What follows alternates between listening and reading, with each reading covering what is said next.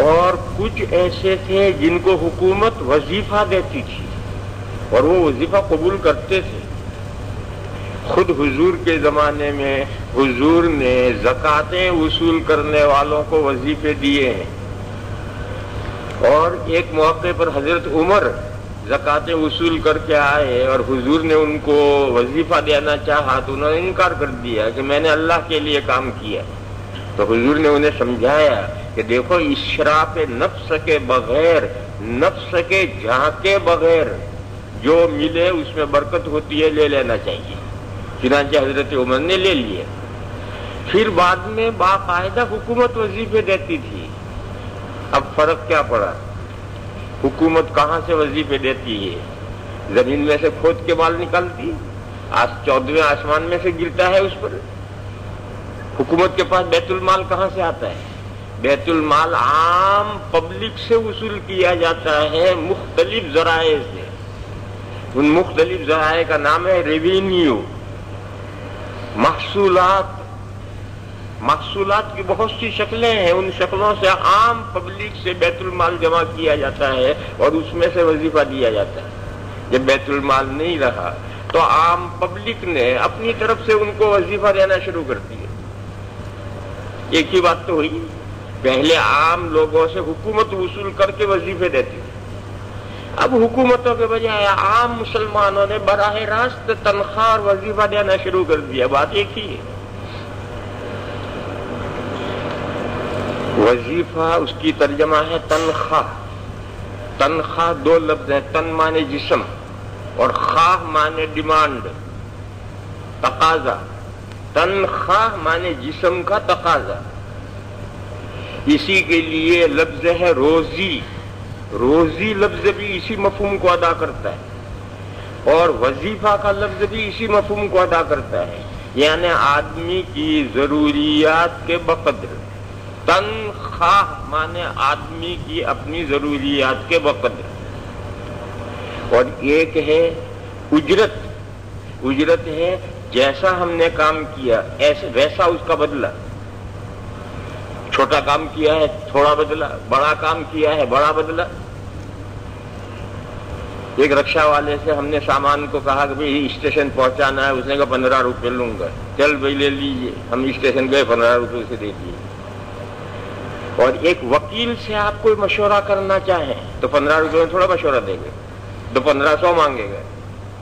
کیوں؟ اس کے کام کی نوعیت یہ ہے، رکشہ والے کے کام کی نوعیت یہ ہے. ایک ہوٹل میں ایک وکیل اور ایک ڈاکٹر دونوں کھانا کھا رہے تھے. تعلقات ہوئے، جان پہچان ہوئی کہ ڈاکٹر صاحب ہیں، یہ وکیل صاحب ہیں.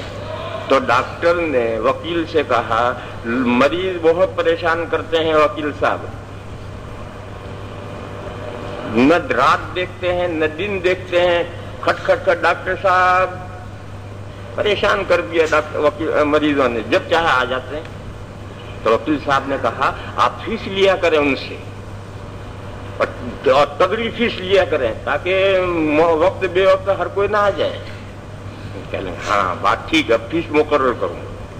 ایک ہفتے کے بعد وکیل صاحب کا بل آ گیا کہ آپ نے فلاں ہوٹل میں مجھ سے مشورہ لیا تھا، اس کے 5000 روپے بھیج دو.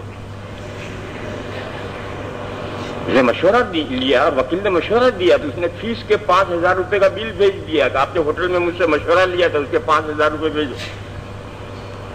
تو اب وہ کھانا کھاتے ہوئے مشورہ دیا ہے، اس کی فیس 5000 ہے، اور وہ رکشے والا سامان لے گیا، اس کو 15 روپے ملتے.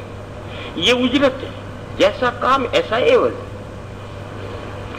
اب بھی طاعت مقصود دار پر اجرت لینا جائز نہیں.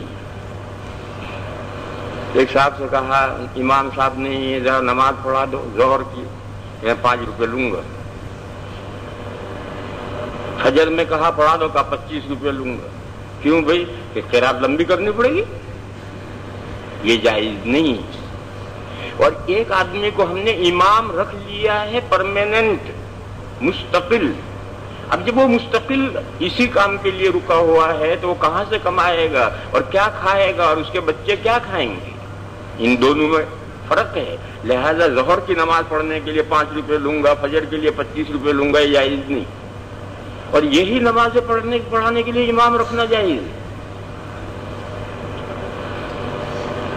تو یہ وظیفہ، روزی، تنخواہ اپنی اور اپنے آل عیال کی ضرورت کے بقدر لینا، یہ مستثنا کیا گیا ہے، کیونکہ پہلے حکومتیں پبلک سے لے کر دیتی تھی، اب پبلک براہ راست دیتی ہے۔ فرق دونوں میں کچھ نہیں ہے، یہ صرف گھومنے کا اور ڈائریکٹ کا فرق ہے۔ جب ہندوستان پر انگریزوں نے قبضہ کر لیا، اسلامی حکومت تھی، تھوڑا بہت اپنا کام کرتی تھی، یہاں تک کہ آخری تاجدار بہادر شاہ ظفر بھی گرفتار کر کے رنگون بھیج دیا گیا اور اس کی ساری اولاد کو قتل کر دیا گیا۔ تو اس زمانے کے بزرگوں نے، علماء نے سوچا کہ بھئی اب ہندوستان میں دین کے بقا کی کیا صورت ہوگی؟ پہلے تو حکومتیں یہ سب کام سنبھالتی تھی، اب کیا ہوگا؟ تو اللہ تعالیٰ نے یہی نقطہ انہیں سمجھایا، ان بزرگوں کو، کہ پہلے حکومتیں یہ کام کرتی تھی تو کہاں سے پیسہ لاتی تھی؟ پبلک سے لاتی تھی، لہذا پبلک خود یہ کام کرے۔ چنانچہ اسی وقت سے چندے کے مدارس کا سلسلہ شروع ہو۔ چندے کے مدارس کا مطلب پبلک خود ہی اپنے پیسے جمع کر کے مدرسے چلائے۔ الحمدللہ اس کا فائدہ یہ ہوا کہ یہ جو 3 ملک ہیں، 4 ملک، 5 ملک جو پہلے ہندوستان تھے، ان میں اسلامی حکومت کے ختم ہونے سے دین کے کاموں پر کوئی اثر نہیں پڑا، بلکہ شاید وہ اسلامی حکومتیں ہوتی ہیں تو دین کا کام اتنا نہ بڑھتا جتنا ان کے حکومتوں کے نہ رہنے سے بڑھ گیا۔ کیوں؟ حکومتوں کے رحم و کرم پر ہیں، حکومتیں کریں گے، ٹھیک ہے، نہیں کریں گے وہ جانیں گے۔ اور جب پبلک پر ذمہ داری آ گئی تو ہر آدمی فکر مند، یہ تو ہمارا کام ہے۔ اور جب ساری پبلک فکر مند بن گئی تو کام بڑھ گئے۔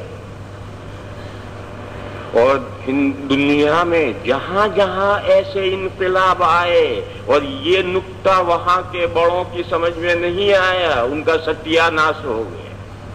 اس کی 2 مثالیں ہیں۔ ایک تو یہ جو ہمارے پڑوسی 5 ملک ہیں، ازبکستان، قزاقستان، تاجکستان اور فلاں 5 ملک، مجھے تو نام بھی یاد نہیں، یہ وہ ملک ہیں جہاں مرغلان، بخارا، تاشکند، سمرقند یہ شہر تھے جہاں اس قدر اسلام کا بول بالا تھا کہ ہدایہ میں ایک جگہ پر یہ مسئلہ آیا ہے کہ شراب کی دکان کا لائسنس اگر غیر مسلم مانگے، ذمی مانگے تو ان کو دیا جا سکتا ہے نہیں۔ ان کا شراب جائز ہے، وہ اس کے بنانے کا اور بیچنے کا لائسنس مانگے تو اسلامی حکومت ان کو لائسنس دے گی یا نہیں؟ تو قدوری کی عبارت نقل کی۔ قدوری نے کہا کہ شہروں میں لائسنس نہیں دیا جائے گا، دیہاتوں میں دیا جائے گا۔ اس متن کی شرح کرتے ہوئے صاحب ہدایہ نے یہ جملہ لکھا ہے کہ یہ مسئلہ عراق کے دیہاتوں کا ہے، رہے ہمارے دیہات، صاحب ہدایہ لکھتے ہیں کہ رہے ہمارے دیہات، فَأَعْلَامُ الْإِسْلَامِ فِيهَا ظَاهِرَةٌ، فَأَعْلَامُ الْإِسْلَامِ فِيهَا ظَاهِرَةٌ، ہمارے دیہاتوں میں بھی اسلام کے جھنڈے لہرا رہے ہیں، لہذا ہمارے دیہاتوں میں شراب کی دکان کا لائسنس نہیں دیا جائے۔ یہاں صاحب ہدایہ یہ جملہ لکھ کر گئے ہیں کہ فَأَعْلَامُ الْإِسْلَامِ فِيهَا ظَاهِرَةٌ، جاؤ آج وہاں جا کر دیکھو، تم سلام کرو گے تو کوئی مسلمان جواب دینا نہیں جانتا۔ دوسری مثال اسپین کی ہے، جہاں 700 سال تک مسلمانوں نے ایسے کر و فر سے حکومت کی ہے کہ خلافت عباسیہ کی آنکھوں میں آنکھیں ڈال کے باتیں کرتے۔ آج وہاں چلے جاؤ، وہاں کوئی نشان اسلام کا نہیں ہے، کوئی مسلمان پہچانا نہیں جا سکتا ہے مسلمان، یہ بوسنیا سب وہی ہیں۔ یہ ان کی جو کوئی صورتحال کیوں ہوگی، یہ نقطہ وہاں کے لوگوں کی سمجھ میں نہیں آیا، اور حکومتیں ختم ہو گئی، پیچھے کسی نے دین کا کام نہیں سنبھالا، اور جب دین کا کام نہیں سنبھالا جائے گا تو یہ صورتحال ہو جانی ہے۔ اور ہمارے جو یہ ملک ہیں ہندوستان کے ٹکڑے، یہاں اللہ تعالیٰ نے ہمارے کا بھی کوئی نقطہ سمجھا دیا ہے، اور انہوں نے حکومت کے ختم ہوتے ہی کھٹ سے کام شروع کیے، اور اتنے تیزی کے ساتھ کام شروع کیے کہ ہوتے ہوتے آج پورے ان 3-4 ملکوں میں دین کی باغ و بہار ہے، ایسی باغ و بہار ہے کہ اگر تم پوری دنیا کا سفر کرو، سعودیہ کو تو میں مستثنا کرتا ہوں، اس کے علاوہ پوری دنیا کا سفر کرو، کوئی ملک ہو چاہے اسلامی مسلمانوں کا ملک ہو، وہ بات آپ کو نظر نہیں آئے گی جو ان 3 ملکوں میں نظر آئے گی، ہندوستان، انڈیا، پاکستان اور بنگلہ دیش میں جو آپ کو صورتحال نظر آئے گی، دنیا کے کسی مسلمان ملک میں نظر نہیں آئے گی۔